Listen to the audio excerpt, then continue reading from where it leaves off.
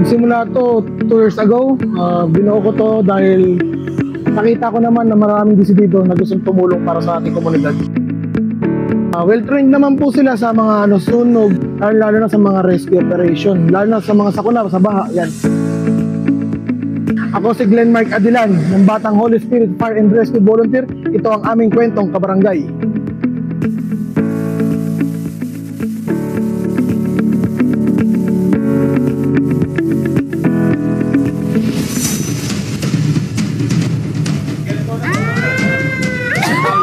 Down. Pababa tayo, pababa. May patient. Tulong! Down! May patient tayo dito, Jim. Patient.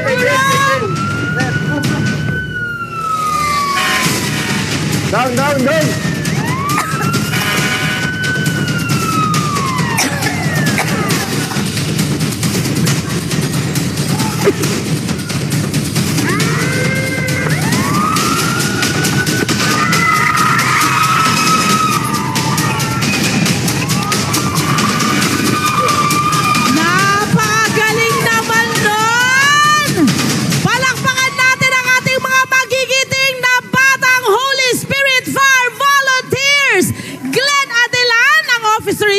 Kasama sina Jan, Marky, Darwell, Larry, Charles, Kyle, Julius, and Robert!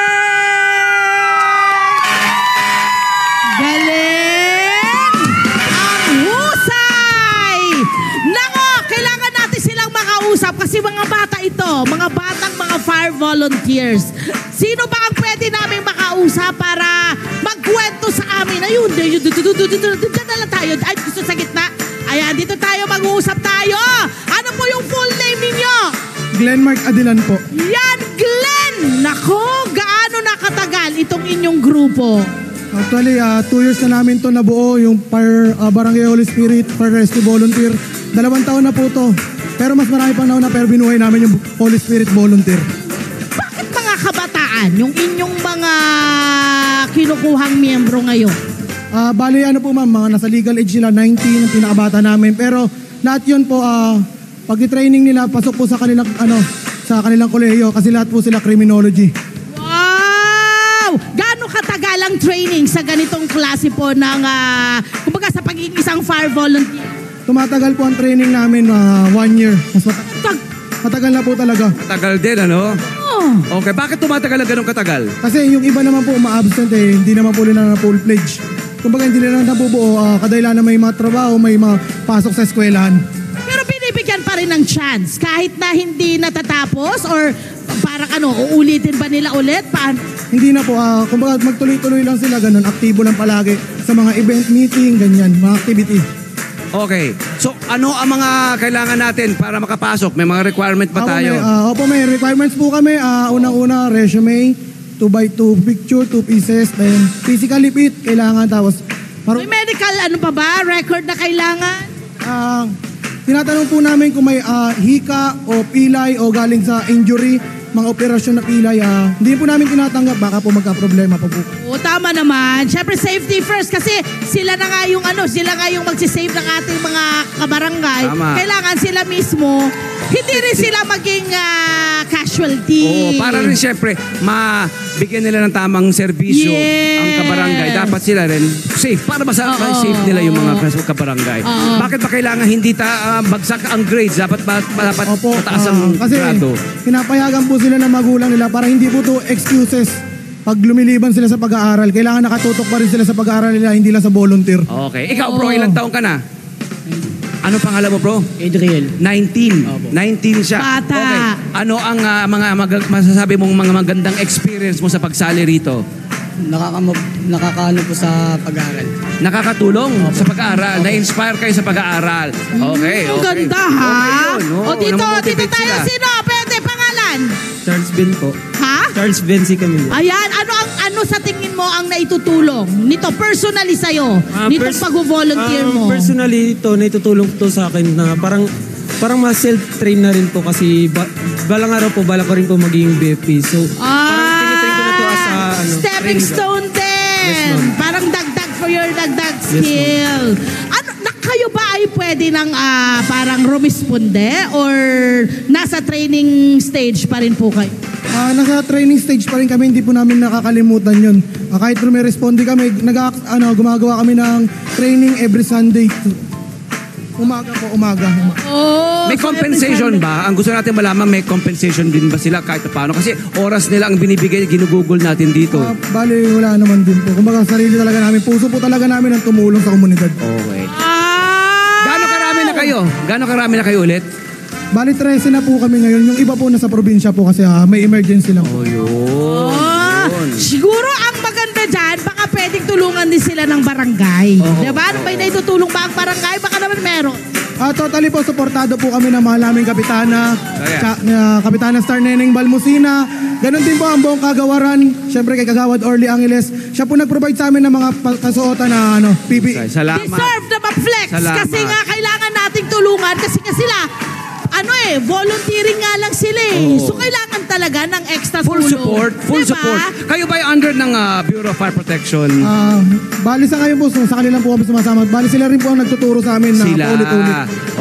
Lagi tayo nasa BFP, di ba? Noon, Yes, di ba? napakaganda. Shoutout sa inyo mga taga Napakahusay. BFP. We miss you. Oo. Salamat sa inyong ginagawa para sa ating mga kabataan. Paano nyo sinusuportahan ang sarili nyo sa pag-aaral? Paano mga pag-aaral? Ayun po. Pagbabalanse. Nababalanse naman po. Minsan po talaga, priority nila yung pag-aaral, hindi lang puro duty. Ang iniisip ko po sa kanila, pag-aaral kasi bandang huli kayo rin po, makakamtan nyo rin yung uniform personnel. Hindi na kayo volunteer, kundi personal na kayo naka-uniform. Tama. Ganda. Ito si brother, naka-full fireman's gear eh. Ayan si kuya. Ano pa alam mo bro? Mabigat ba itong mga to? Actually ito, alam mo, pati yung damit nila, mabigat yan. Nakapagsuot na ako niyan. Saka ano yan eh, di ba? Talagang protected ka sa ilang heat kilos saka sa yung apoy. damit nyo? 2 kilo? Oo, 2 kilo. rin. Ayan, ang bigat niyan. Okay. And then itong host na ito, ayan, marami nagtatanong, paano ba natin yan kinakabit? Saan natin pwede ikabit yan? Kasi di ba yung mga kalsada natin? Yes! Yung may mga fire tayo. Mga hydrant, oo. di ba? Yan. Paano natin yan kinakabit? Ayan. Tapos sa truck ko, sa sampang. Sa truck mismo meron din Meron kasi. din sila. May fire truck na rin ang barangay. Ay, taray ng barangay namin. Actually, alam mo, nakita ko yung kanilang dito. May sarili kayong opisina eh. No? May sarili kayong area dito. May sarili po kami, bali kasama po namin BDRRMC sa medic po. Under po kami ng BDRRMC kay Department of Nino Arañez po. Yan, ganda. So talagang merong merong koordinasyon at may pagtutulungan. Okay. Sino dito ang pwedeng magsabi sa amin ng kung ano yung nararamdaman nila kapag nakakatulong kayo or nagiging volunteer kayo pagdating ng sunog? Halimbawa, ano pakiramdam kapag kayo ay nakakatulong? Ano po ma'am, na-overwhelm po yung kasiyahan po namin kasi nakakatulong po kami ng kahit walang kapalit ma'am. Like Yeah. yung thank you po, sa salamat lang po galing sa residente ng nasunugan. Yun. Pwede rin ba kayong tumulong halimbawa kagaya nun, nito lang, latest. Yung sa Tondo, nakita mo? Oo, ang laki-laki Grabe yun, nun. 60 na kabahayan ang Oo. nasunog. Hindi Dito lang ba?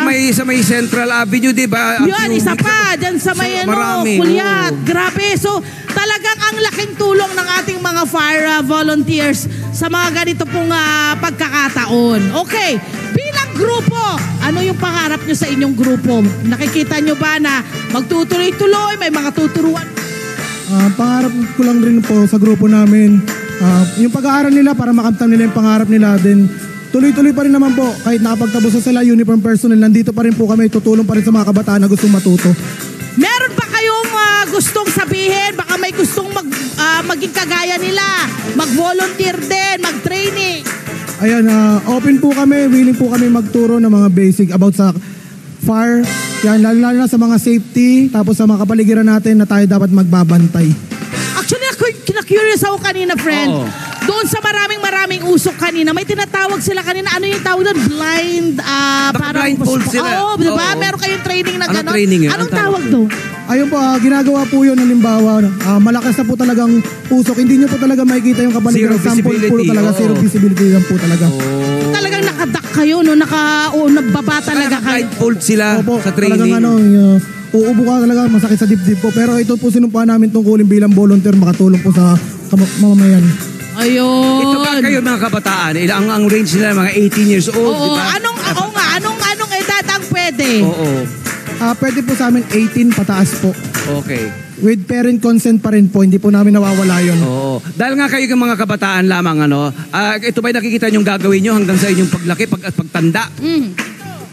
Ikaw ba, sa tingin mo, Ito lang, forever pag natapos job ka mo. na ng criminology, papasukin mo rin ba ang pagiging officer or miyembro ng BFP? Yes po. Anong meron ba? Anong meron ito na parang excited kang gawin? Ano po, para makatulong din po sa iba. Oo. Ay, maganda yung mga kabataan natin ngayon. Nasa puso ang pagtulong, ha? Yung totoong pagtulong, ha? Huwag kayong makikipag kayo sa mga kontraktor, ha? Hi! Sumalaman sa Profile, mga Kanet 25. This is Love and New Verbo. For more love, Tunipet, and Arafang updates, just click the subscribe button and follow us on our Net25 social media pages at Net25 TV and Net25 Entertainment Facebook. See ya. I love ya.